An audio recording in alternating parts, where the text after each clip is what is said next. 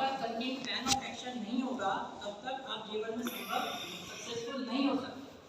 अब कुछ बच्चे नंबर कम लेके आए हैं, मैथ्स के अंदर नंबर कम है, साइंस के अंदर है। अब नंबर को बढ़ाया कैसे जाए, कैसे आप आगे बढ़ो। भगवान धरती पे नहीं आ जाएंगे, आपको खुद कदम उठाना पड़ेगा। सबसे पहले अपनी वीकनेस को पकड़ो, आपकी कहाँ कमी थी।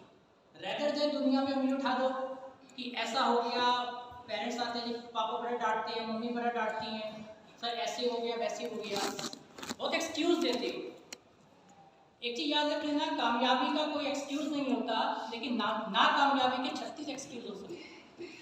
अब बच्चे को मैं असाइनमेंट देती हूँ, तो जो बच्चा जेन्युइन बच्चा होता है ना, हमको असाइनमेंट ला के टेबल पे रख देता है, लो जी सर।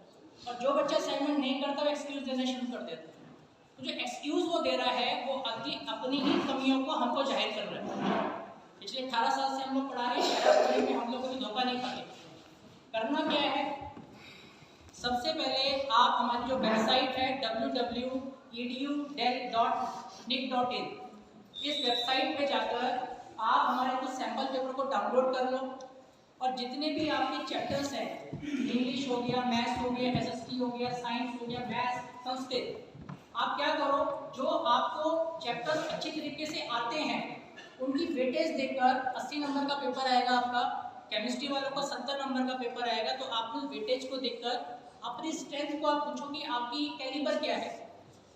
कैलिबर अगर मैथ्स के अंदर, तो मैथ्स वाले हैं, अगर आपका मेंसुरेशन पार्ट वीक है तो पहले आप क्या करो, आपको जो अच्छी तरीके से आता है उसको आप प्रैक्टिस करके आप उसका सैंपल कर दो, ठीक है। और जिसमें आपको डिफिकल्टी आती है, टीचर्स आर हियर, सारे अध्यापक आपकी हेल्प करने को तैयार हो। आपको क्या करना है, टीचर्स के पास आना है। जो प्यासा होता है ना, वो आता है कि प्यासा जाता है। आप आइए, आप जिस दिन टीचर के पास आएंगे हम आपको हेल्प करेंगे। हमारा पिछला बहुत अच्छा एक्सपीरियंसेस है और रामजस नंबर 2 के पढ़ाए हुए बच्चे आज बड़े बड़े हॉस्पिटल्स के अंदर इंटरनेशनली जॉब कर रहे हैं।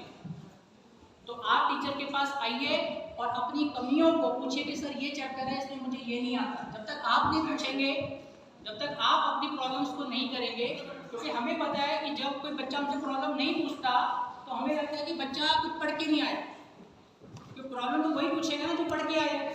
तो जब हम क्लास के अंदर पढ़ा रहे होते हैं तो कुछ बच्चों में सवाल पूछते, तो सवाल कौन पूछेगा, जो बच्चा पढ़ के आया। जो सवाल नहीं पूछ रहा इसका मतलब पढ़ के नहीं आया। चाहे गाय को भैंस बता दो, भैंस को गाय बता दो, उसकी मुंडी यूं मिलने वाली है। तो आपको करना क्या है बेटा, अभी आपके पास वक्त है, सैंपल पेपर को डाउनलोड करके पेपर की प्रैक्टिस करो, ठीक है। तो hard work is the key of success. तो ज़्यादा समय नहीं लूँगा, जितने भी हमारे बच्चे हैं, अगर आप जीवन में कामयाब होना चाहते हो तो आप मेहनत करो, ठीक है, याद रखना।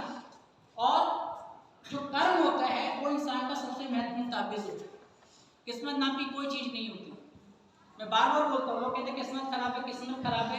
किस्मत खराब नहीं होती, किस्मत तो वही लोग कोसते हैं जो कर्महीन होते हैं। ध्यान रखना, किस्मत तो वही लोग कोसते हैं जो कर्महीन होते हैं। अगर आप किस्मत की फुल फॉर्म देखो, KISMET, कर्म इंसान का सबसे महत्वपूर्ण ताबीज है। कामयाब इंसान कभी भी किसी को एक्सक्यूज नहीं देता।